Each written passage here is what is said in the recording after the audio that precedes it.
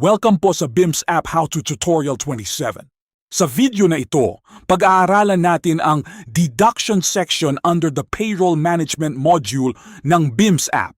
Ang deduction section ay ginagamit para i-record at i-manage ang mga deductions na ibabawas sa payroll ng barangay personnel.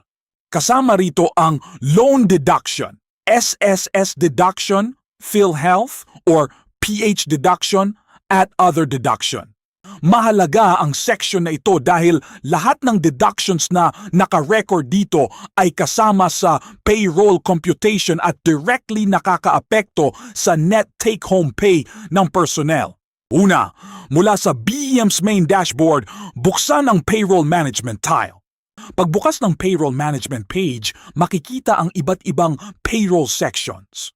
For this tutorial, i-click natin ang deductions. Pagbukas ng deduction section, makikita ang Add Deduction button at ang existing deduction record sa table. Sa table, makikita ang deduction ID, personnel ID, date, full name, loan deduction, SSS deduction, PH deduction, other deduction, total deduction, at actions. Ang deduction ID ay unique reference number ng deduction record.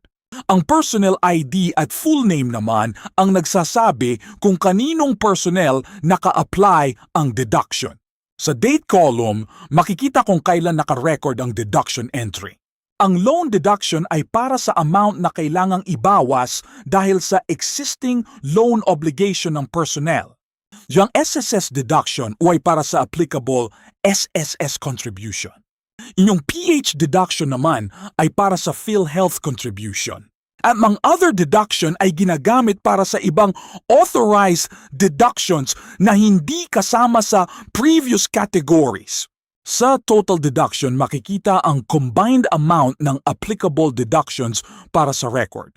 For example, kung may loan deduction, SSS, PhilHealth at other deduction, pagsasamahin ng system ang mga applicable amounts para makuha ang total deduction.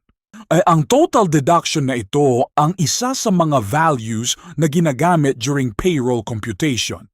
Ibig sabihin, habang tumataas ang valid deductions, nababawasan din ang net take-home pay ng personnel. Para gumawa ng bagong deduction record, i-click ang Add Deduction button. Dito maaaring piliin ang concerned personnel at ilagay ang applicable deduction amounts. Make sure na correct ang amounts bago i-save ang record. Particularly important ang loan deductions at government contributions dahil wrong values can result in payroll discrepancies or disputes. After saving, makikita ang deduction record sa table. Kung may existing deduction na kailangang i-correct, gamitin ang edit action. For example, kung mali ang amount na na-encode or may authorized correction sa deduction, pwedeng i-update ang record through edit. Kung may incorrect or duplicate deduction record naman, gamitin ang delete action. Pero bago mag-delete, siguraduhin muna na mali talaga ang record at hindi na ito kailangan sa payroll computation. Importanteng tandaan na ang deduction records should be reviewed before generating payroll. Importanteng tandaan na ang deduction records should be reviewed before generating payroll. At dahil ang deductions ay directly included sa payroll computation, pwedeng maapektuhan ang final net take-home pay. For example, kung masyadong mataas ang na-enter na deduction, magiging mas mababa ang take-home pay kaysa dapat. Kung kulang naman ang deduction, magiging mas mataas ang computed take-home pay. Both situations should be avoided. Kaya before payroll generation, double-check the loan deductions, government contributions, at other authorized deductions.